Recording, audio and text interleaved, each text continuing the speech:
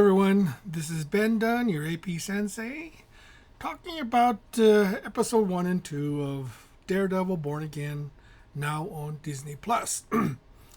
Now, I'm going to give you strictly my own opinion, my own thoughts, my own reactions to the show itself, and nothing more. You can take it for what it's worth. You can agree or disagree. I would like to hear what you thought of it in the comments below, and I would appreciate it if you kept the comments civil. But hey, it is the internet, and I'm a believer of free speech, so you can give me your opinions as you see fit. So I watched episode 1 and 2, and my understanding is that it is a sort of a direct continuation of the original Netflix series that appeared, what 10 years ago maybe? I'm not sure. I've lost counts. It's been so long. And my first impression is that, hey, great, Daredevil's coming back. I did like the Netflix series. I enjoyed it very much. It had it was different.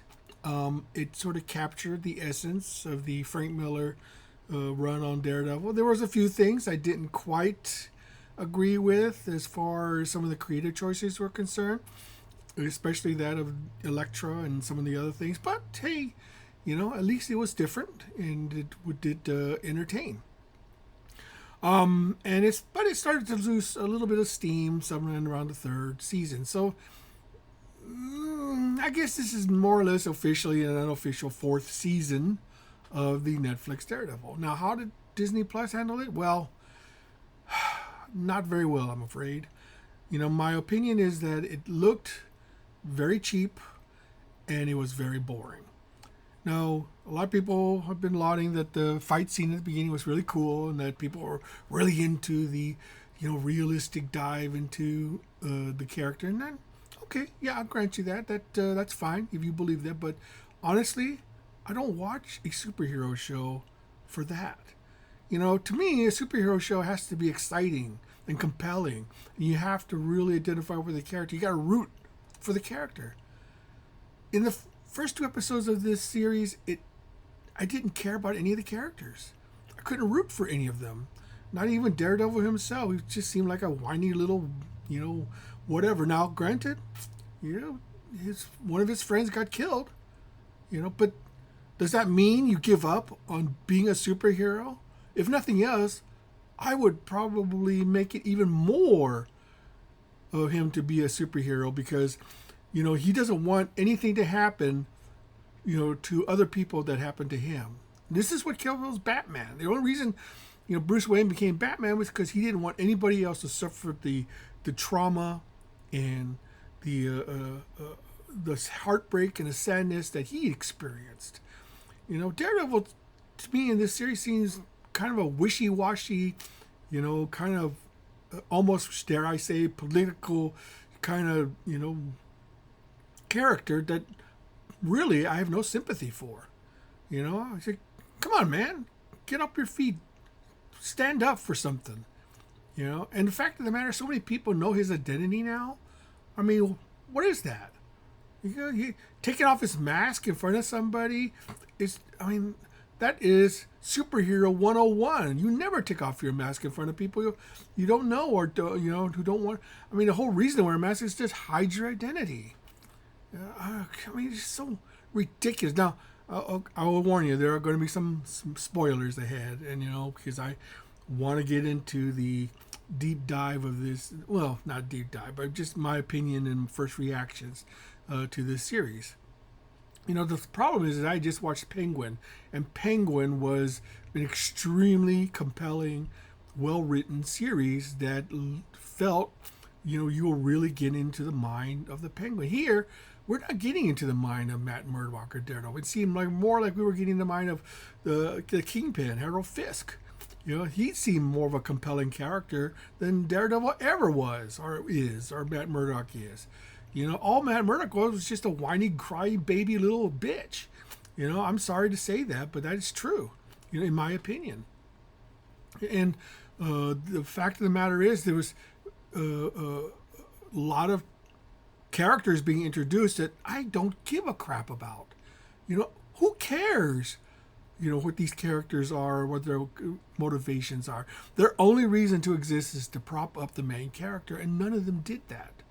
None of them were helpful. None of them were compelling. None of them seemed interesting in the least. It's sad when one of the most compelling characters is one of the Kingpin's, lower echelon people. He seemed to be more interesting a character than anything that on Daredevil's side. And then the whole plot of the White Tiger with Hector, I mean, it screams a Punisher fill-in. He's filling the role of the Punisher, basically. There's nothing unique about it. There's no character setup. There's nothing to even hint as to why White Tiger even exists. I mean, why even have him in there to begin with? He could have been just an ordinary guy just trying to do well. It doesn't have to be. And then there's a scene in the second episode where, they go into his mother's house, and I don't know if it's one of the reporters or one of the partners or an ex-cop or something. He finds the White Tiger costume underneath his bed in an unlocked, chest. I mean, what freaking superhero does that? I mean, you could at least put it in some sort of secret door or secret closet or something else like that. Oh, no, I'm just going to throw it underneath the bed. No one will ever find it there. My security is airtight. And it just doesn't make any sense. And then Hector going around the subway without his amulet. I mean, being a superhero, you have to be ready at all times, to confront trouble. And it just, oh man, it just, everything about it just reeks of lazy. You can tell that they've gone through tons of rewrites on this thing, and it shows. It seems like they're bits and pieces of various ideas that they just threw into a Cuisinart, and out came a script. I wouldn't be surprised if they even utilized ChatGTP, on some of these scripts. I mean, I'm not saying that they did. Don't get me wrong. But it feels like it. It feels like this is something that was written by AI. It doesn't. There's no soul to it. There's nothing real about it. There's nothing that makes me want to feel like, oh my gosh, these are great, compelling characters that I've got to see, week after week after week. No, I'm not convinced by the first two episodes. I'm sorry to say, And plus, just on an aesthetic standpoint.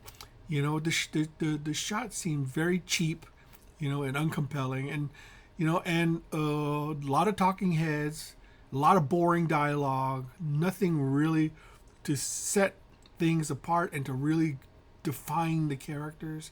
Also, I don't know what it is. There seems to be a trend in superhero movies where characters now have like beards or 5 o'clock shadow, or they haven't shaved in like literally days, and it's not a good look. To me, superheroes have to be clean shaven, because they represent something. They represent something, a higher ideal, and it seems like and also it's harder to identify somebody if they're not it just seems like it's a weird aesthetic that somehow I just do not like. But anyway, that's my opinion. Take it for what it's worth. You can agree or disagree with me, but that's just the way I feel. Now, I'll be honest with you. I'm going to watch the rest of the series. Maybe it gets better. And if it does, I will eat crow and say, hey, well, maybe that start was a little slow, but it certainly had a good payoff. And that's really what it comes down to, is the payoff. But for now, if I had, if this was the kind of series that were on regular television, for instance, like if you saw Superman or Batman or the Incredible Hulk or Wonder Woman or Spider-Man, and the hero only appeared in the first 5 minutes and didn't appear for the next 2 episodes, how long do you think that series would have lasted? It just, for some reason, superheroes need to be reconstructed again. That's what I'm calling for. I'm tired of the deconstruction of superheroes. We need to reconstruct the superheroes so that they're superheroes again.